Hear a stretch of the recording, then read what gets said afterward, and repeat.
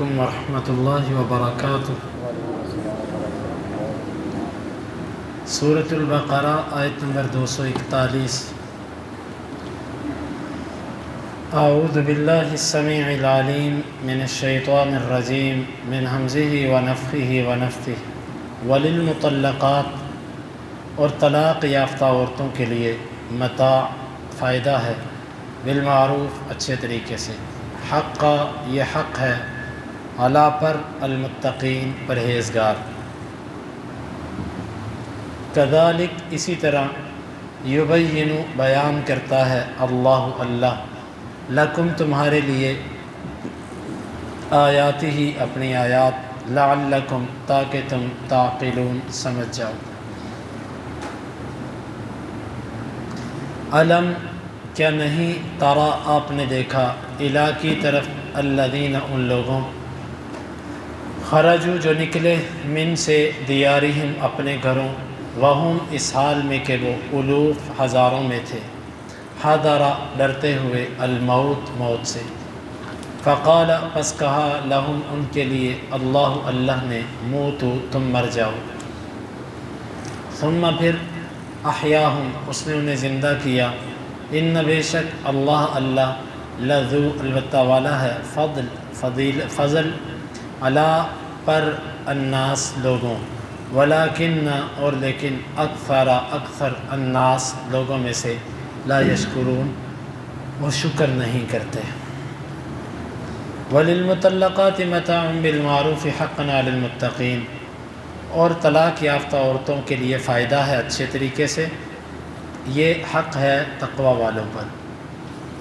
کذالک یبین اللہ لکم آیاتہ لعلکم تعقلون، اللہ تعالیٰ یوں ہی تمہارے لیے اپنی آیات بیان کرتا ہے تاکہ تم سمجھ جاؤ۔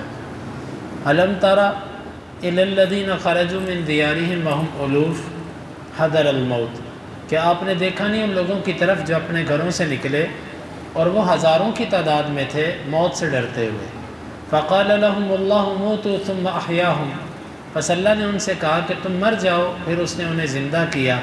ان اللہ لذو فضل علی الناس، بے شک اللہ لوگوں پر فضل والا ہے، ولیکن اکثر الناس لا یشکرون، لیکن اکثر لوگ شکر نہیں کرتے۔ پہلی آیت مبارکہ میں فرمایا کہ طلاق یافتہ عورتوں کو فائدہ پہنچانا ہے اچھے طریقے سے۔ یہاں سے ان علماء نے استدلال کیا ہے جو کہتے ہیں کہ ہر طلاق یافتہ عورت کو فائدہ پہنچایا جائے گا، چاہے اس کا حق مہر اس کو دیا جا چکا ہے یا نہیں دیا جا چکا، کیونکہ قرآن میں مطلق طور پر ذکر ہوا۔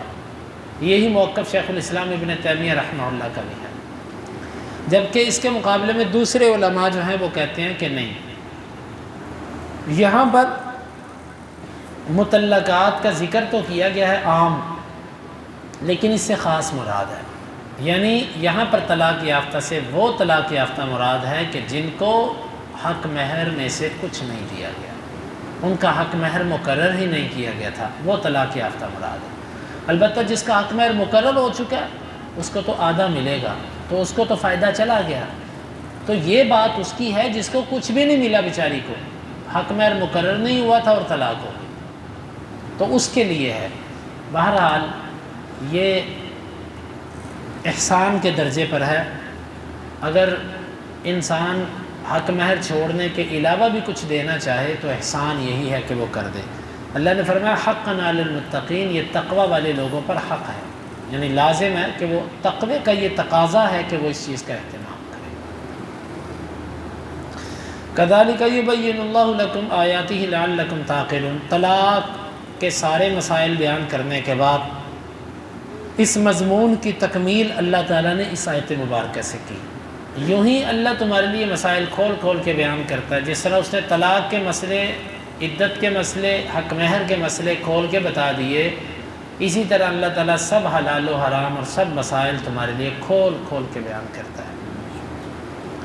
یہاں پر ان لوگوں پر بھی رد ہے کہ جو کہتے ہیں کہ قرآن مجید کے اندر جو ہے وہ اللہ تعالیٰ نے بات کو پوری طرح بیان نہیں کیا، یعنی وہ اللہ کی آیات کے غلط معنی بیان کرتے ہیں، اور یہ کہتے ہیں کہ قرآن کے اندر بات کھول کر نہیں بیان کی گئی۔ اللہ تعالیٰ کہتا ہے کذالک یبین اللہ لکم آیاتہ، اللہ یوں ہی تمہارے لیے اپنی آیتیں کھول کھول کے بیان کرتا ہے. کیوں؟ لعلکم تعقلون، تاکہ تم سمجھ سکو. اللہ نے آیتیں بیان کس لیے کی ہیں؟ سمجھنے کے لیے. اور جس بندے کو ترجمہ نہ آتا ہو وہ کیا سمجھے گا؟ آپ قرآن مجید کو دیکھیے، قرآن مجید اللہ تعالیٰ نے اکثر جو ذکر کیا ہے نا، اس کو سمجھنے کے لیے، اس پر غور و فکر کرنے کے لیے، اس کو دل و دماغ اس کے ساتھ جوڑنے کے لیے، یہ قرآن کے مقاصد. لیکن ایک بندے کو قرآن کا ترجمہ ہی نہیں آتا، وہ کیا سوچے سمجھے گا اس پر؟ تو یہ آیت ہمارے لیے ایک سبق ہے کہ قرآن کا ترجمہ ہر مسلمان کو سیکھنا چاہیے. اگر کوئی معذور ہو تو اللہ جانتا اس کے عذر کو، وگرنہ کوئی پڑھا لکھا ہے کہ ان پڑھ ہے، قرآن کی کلاس میں بیٹھنا، قرآن کو سمجھنے کی کوشش کرنا، یہ ہر مسلمان کا حق ہے. اس کے بعد ایک نیا موضوع شروع کیا جا رہا ہے اگلے رکوع کے اندر، اس کی پہلی آیت سے. اللہ تعالیٰ نے فرمایا کیا تم نے ان لوگوں کی طرف نہیں دیکھا جو اپنے گھروں سے نکلے اور وہ ہزاروں کی تعداد میں تھے؟ نکلے کیوں؟ موت سے ڈرتے ہوئے. یہ لوگ کون تھے؟ اللہ تعالیٰ نے بیان نہیں کیا. البتہ مفسرین یہ کہتے ہیں کہ یہ بنی اسرائیل کی ایک جماعت تھی، اور اس کے لیے وہ بستیوں کے نام بھی لیتے ہیں کہ فلاں بستی تھی، اور پھر وہ اس کے ہزاروں کی تعداد بھی بتاتے ہیں کہ اتنے ہزار اتنے ہزار اتنے ہزار. اللہ بہتر جانتا ہے. سب کی سب روایات بنی اسرائیلی ہیں جن میں سے کسی پر یقین نہیں کیا جا سکتا. البتہ اتنی بات ہے کہ یہ کوئی جماعت تھی، بنی اسرائیل کی تھی، ان سے پہلے کی تھی یا ان کے بعد کی تھی، یہ میرا اللہ جانتا ہے. یہ اپنے گھروں سے نکلے. گھروں سے کیوں نکلے تھے؟ اس کے بارے میں بھی دو اقوال ہیں. ایک یہ ہے کہ ان کے علاقے میں وبا آئی تھی، طاعون کی بیماری، اور انہوں نے اس وبا سے بچنے کے لیے اپنا علاقہ چھوڑ کے بھاگ گئے. جس بستی کی طرف انہوں نے رخ کیا، اللہ تعالیٰ نے ان کو حکم دیا کہ سب مر جاؤ. سب مر گئے. اس کے بعد پھر اللہ تعالیٰ نے ان کو زندہ کیا. تو یعنی کہ اس میں اشارہ اس بات کی طرف تھا کہ انسان کی احتیاط اور اس کی تدبیر تقدیر کے آگے نہیں چل سکتی. جب اللہ کی تقدیر آتی ہے تو تدبیر ناکام ہو جاتی ہے. عربی میں کہتے ہیں اذا جاء القدر عمی البصر وذهب الحذر.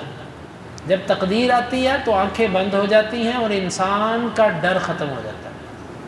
جس چیز سے وہ زندگی بھر ڈرتا ہوتا ہے، جب اس کا وقت آتا ہے تو وہ اس کے سامنے چلا جاتا ہے، پھر وہ اللہ کا لکھا ہوا پورا ہو جاتا ہے. تو تقدیر کے جو فیصلے ہیں یہ پورے ہو کے رہتے ہیں. اور حدیث کے اندر بھی آتا ہے اللہ کے نبی صلی اللہ علیہ وسلم نے بھی جس علاقے میں وبا ہو وہاں میں داخلے سے، اور جو اس علاقے کے اندر لوگ ان کو وہاں سے نکلنے سے منع کیا. لہذا یہ جو حکومتی طور پر جو پابندی لگائی گئی تھی کرونا کے دنوں میں، بالکل سفر نہیں کیا جائے گا، یہ پابندی بالکل ٹھیک تھی، شرعی تقاضوں کے مطابق تھی یہ پابندی، کیونکہ اللہ کے نبی صلی اللہ علیہ وسلم نے اس سے منع کیا. جس طرح کہ عمر رضی اللہ عنہ شام کے علاقوں کی طرف گئے تو ابو عبیدہ رضی اللہ عنہ اور سب یہ ساتھ تھے، تو عمر رضی اللہ عنہ وہاں پر جانے سے رک گئے. تو کچھ صحابہ نے کہا کہ آپ کیوں نہیں جا رہے؟ کہا کہ ادھر وبا ہے. وہ کہنے لگے کہ آپ اللہ کی تقدیر سے بھاگ رہے ہیں؟ تو عمر رضی اللہ عنہ کہنے لگے نحن نفر من قدر اللہ الی قدر اللہ. ہم اللہ کی تقدیر سے اللہ کی تقدیر ہی کی طرف جا رہے ہیں. یہ بھی اللہ کی تقدیر ہے کہ احتیاط کریں، اللہ نے لکھا ہوا تو ہم پیچھے ہٹ رہے ہیں. اتنے میں عبد الرحمن بن عوف اس وقت موجود نہیں تھے، وہ بعد میں آ گئے اور کہنے لگے کہ میرے پاس ایک حدیث ہے اللہ کے نبی صلی اللہ علیہ وسلم کی. آپ نے فرمایا کہ یہ وبا پہلی امتوں میں سے ایک امت پر آئی تھی، تو لہٰذا اگر تم دیکھو کہ کسی علاقے میں وبا ہو تو اس علاقے کے لوگ اس علاقے سے باہر نہ نکلیں اور وہیں کے لوگ علاقے میں داخل نہ ہوں. عمر رضی اللہ عنہ نے اللہ کا شکر ادا کیا کہ ہمارا اجتہاد نبی صلی اللہ علیہ وسلم کی حدیث کے مطابق نکلا. تو امام ابن کثیر رحمہ اللہ نے اسی موقف کا ذکر کیا. وہ فرماتے ہیں کہ یہ وبا تھی جس سے ڈر کے یہ نکلے تھے، پھر اس کے بعد اللہ تعالیٰ کا ایک نبی وہاں سے گزرا، اس نے دعا کی، اللہ نے ان کو پھر زندہ کر دیا. لیکن اللہ کے نبی کا تو یہاں ذکر نہیں ہے، اتنا ہے کہ اللہ نے ان کو زندہ کر دیا. اب پتہ نہیں اللہ کے نبی کی دعا سے زندہ کیا کہ خود اپنی ویسے ہی بغیر کسی کی دعا کے زندہ کر دیا، یہ اللہ بہتر جانتا ہے. دوسرا موقع مفسرین کا یہ ہے، بعض مفسرین کہتے ہیں کہ یہ جہاد کے بارے میں کہ کچھ لوگوں کو اللہ تعالیٰ نے کہا جہاد کے لیے نکلو، تو لیکن وہ نہ نکلے. بلکہ وہ دشمن سے ڈر گئے اور بزدل ہو گئے اور پیچھے ہٹ گئے کہ جہاد سے تو ہم مر جائیں گے، تو اللہ نے ان کو ویسے ہی موت دے دی، لو تم جہاد سے ڈرتے ہو، لو پھر۔ یہ کہتے ہیں کہ اس کے بعد اللہ نے جہاد کا ذکر کیا، وَقَاتِلُوا فِي سَبِيلِ اللَّهِ وَاعْلَمُوا أَنَّ اللَّهَ سَمِيعٌ عَلِيمٌ۔ اللہ تعالیٰ بہتر جانتا ہے کیا سبب تھا۔ قرآن نے صرف اتنا بتایا کہ یہ اپنے گھروں سے نکلے تھے موت کے ڈر سے، نکلنے کا سبب کیا تھا، وبا تھی یا جہاد تھا، یہ میرا اللہ بہتر جانتا ہے۔ پھر اللہ تعالیٰ نے ان سے کہا تم مر جاؤ، یہ سب کے سب مر گئے۔ پھر اللہ نے ان کو زندہ کر دیا، یہ دلیل ہے کہ اللہ تعالیٰ مرنے کے بعد دوبارہ اٹھائے گا۔ ان اللہ لذو فضل علی الناس، اللہ لوگوں پر بڑا فضل کرتا ہے، یعنی اللہ کا لوگوں کو دوبارہ زندہ کر دینا یہ اس کا ایک خاص فضل تھا، بلکہ ان کے لیے تو اللہ کا فضل تھا ہی، اس واقعے کو ہمارے سامنے بیان کر دینا بھی اللہ کا فضل ہے، تاکہ ہمیں علم ہو جائے کہ اللہ تعالیٰ مرنے کے بعد واقعی اٹھاتا ہے۔ یہ دیکھو اللہ نے واقعہ دنیا میں بھی ایسے کیا۔ وَلَٰكِنَّ أَكْثَرَ النَّاسِ لَا يَشْكُرُونَ، اللہ تو بہت فضل کرتا ہے لیکن اکثر لوگ شکر نہیں کرتے، اکثر لوگ ناشکری کرتے ہیں اللہ کی۔ اور حقیقت بات یہ ہے، ناشکری یہ ہوتی ہے کہ اللہ کی کروڑوں نعمتیں بھلا کر چند بیماریاں یاد رکھ کے انسان اپنی زبان سے یہ کہتا ہے یہ بیماری لگ گئی ہے، یہ بیماری لگ گئی ہے، ایک دن یا کچھ عرصہ نقصان ہو گیا کاروبار میں، شکوے گلے پریشانیاں، اور جو اللہ نے اتنے سال آپ کو ناز و نعمت کے اندر رکھا وہ بھول گئے، اس کا تذکرہ تک بھی نہیں، اور تھوڑی سی اللہ کی طرف سے آزمائش آئی تو اللہ تعالیٰ کے گلے شکوے شروع کر دیے۔ اکثر لوگ اللہ کا شکر نہیں کرتے۔ اس میں ہمارے لیے ایک مذمت کی جا رہی ہے اشارے میں کہ لوگوں اللہ کا شکر کیا کرو، ہر حال میں اللہ کا شکر ادا کیا کرو۔ اللہ نے اگر تم سے ایک نعمت لی ہے تو کروڑوں نعمتیں تمہارے پاس ہیں، اس کا شکریہ کس نے ادا کرنا ہے؟